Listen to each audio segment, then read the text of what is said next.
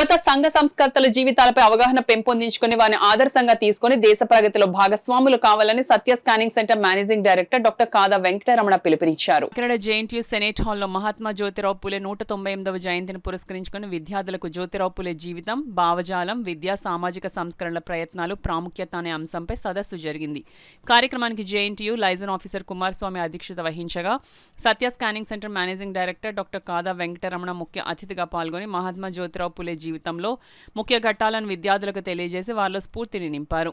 విద్యార్థులను ఉద్దేశించి ప్రసంగించిన డాక్టర్ కాదా వెంకటరమణను జేఎన్టీయూ ప్రొఫెసర్లు doctor Paddaraju, doctor Ravindra, professor Venkataramana, పలువురు జేఎన్టీయూ ప్రొఫెసర్లు, సిబ్బంది పాల్గొన్నారు.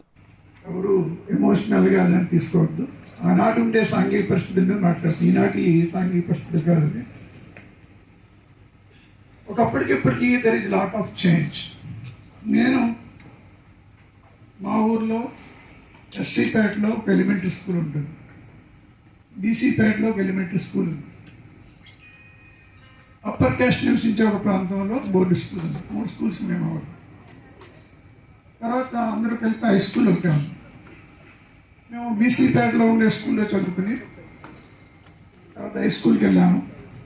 చిన్నపిల్లలు క్యాస్ట్లు అంటే ఏంటి మాకు అంత ఐడియా లేని రోజుల్లో వాళ్ళు మా ఇంటికి వచ్చేవాళ్ళు, మేము వాళ్ళ ఇంటికి వెళ్ళేవాళ్ళం.